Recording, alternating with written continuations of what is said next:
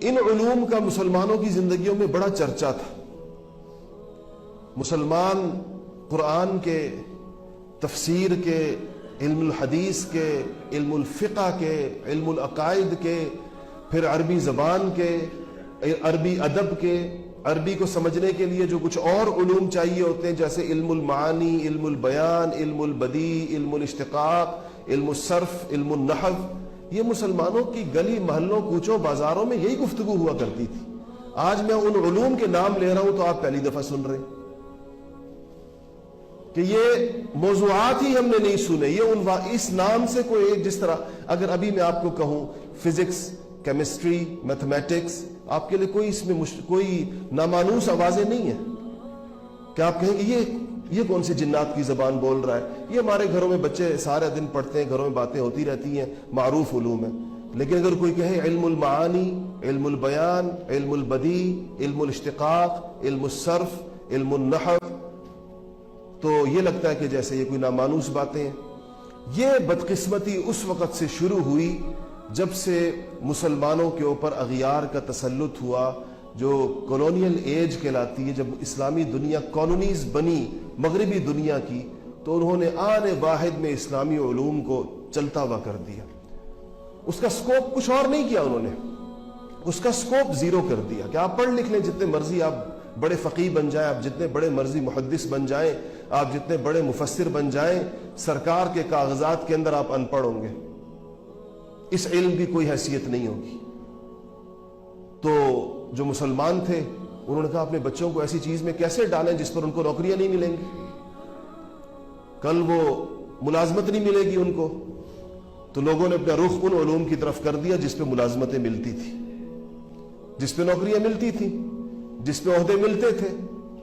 پھر بھی آپ شکر گزار ہو ان لوگوں کے جنہوں نے اس سکوپ کے نہ ہوتے ہوئے بھی اپنی اولاد کو انہی علوم کی طرف ڈالا، جانتے بوجھتے ہوئے۔ انہیں پتا تھا کہ اس کا سکوپ نہیں ہے، انہیں پتا تھا کہ ان کے بچوں کو اس کے اوپر، ہمارے بچے ڈپٹی کمشنر نہیں بنیں گے، ہمارے بچے اس کے اوپر جج نہیں بنیں گے، ہمارے بچے اس کے اوپر کسی اور رستے پر نہیں جائیں گے، پولیس میں نہیں جائیں گے، ان کا کچھ نہ ملے، لیکن ہمارے بچے ان علوم کے حافظ بن جائیں جو نبی پاک صلی اللہ علیہ وسلم کے قلب مبارک سے نکلے، کہ مسلمانوں کی ضرورت ہے۔ اس کے بغیر مسلمان چلیں گے کیسے؟ قدم قدم پر ان کو ضرورت ہے۔ قرآن کے بغیر مسلمانوں کا معاشرہ سفر کیسے کرے گا؟ حدیث کے بغیر مسلمانوں کا معاشرہ سفر کیسے کرے گا؟ فقہی مسائل کے بغیر، جائز اور ناجائز کے بغیر، حلال اور حرام کے بغیر کیسے اسلامی دنیا زندگی گزارے گی؟ تو اس کے لیے انسان چاہیے ہوتے ہیں، انسانوں کے دل چاہیے ہوتے ہیں۔ لائبریریوں کے اندر بے شک کتابیں پڑھی رہیں، ہم جب کبھی ترکی جاتے ہیں یقین جانیے کہ ایسا دل خون کے آنسو ہوتا ہے، کیونکہ مصطفیٰ کمال نے ان کا رسم الخط بدل دیا تھا۔ اور یہ رسم الخط اس لیے بدلا تھا، پہلے عربی رسم الخط میں ترکی لکھی جاتی تھی، اس نے اس کو لیٹن کر دیا تھا، لاطینی رسم الخط میں لکھا جاتا تھا، اور اس کا مقصد صرف یہ تھا کہ اسلامی کتب خانے سے اگلی نسلیں تاکہ بالکل بیگانی ہو جائیں، وہ ٹیکسٹ ہی ان کو سمجھ میں نہ آئے۔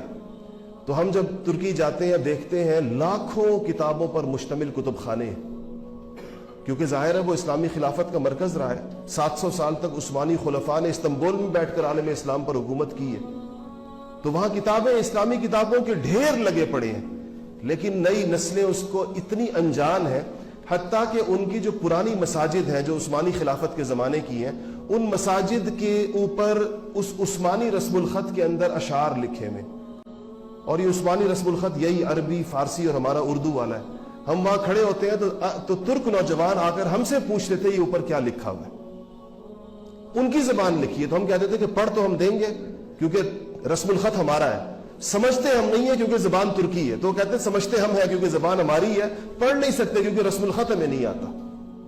تو ہم پڑھتے تھے، وہ سمجھتے تھے۔ تو یہ اس زمانے جب کسی قوم کے ساتھ اس کی تعلیم کو اس کے عقیدے سے، اس کی تعلیم کو اس کے دین سے، اس کی تعلیم کو اس کے مذہب سے، اس کی تعلیم کو اس کے کلچر سے کاٹ دیا جائے، تو وہ نسلیں پیدا ہوتی ہیں جو آج ہمارے معاشرے میں پیدا ہو رہی ہیں۔ آپ لوگ ناراض نہ ہو اس بات۔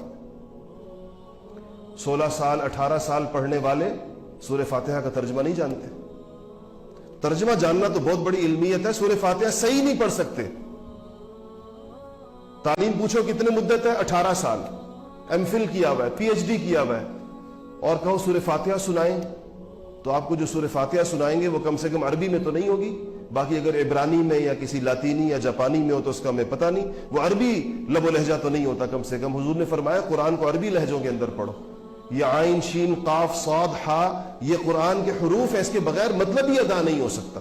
نہ صرف یہ کہ مطلب ادا نہیں ہوتا بلکہ بسا اوقات ایسا غلط مطلب بنتا ہے کہ اس کے تلفظ سے انسان گناہگار ہو جاتا ہے. جیسے دیکھیں ہم لوگ سورہ اخلاص پڑھتے ہیں, سارے کے سارے سب سے زیادہ پڑھتے ہیں, یہ تو عام طور پر یاد ہی ہوتی ہے سب کو, نمازوں میں پڑھتے ہیں.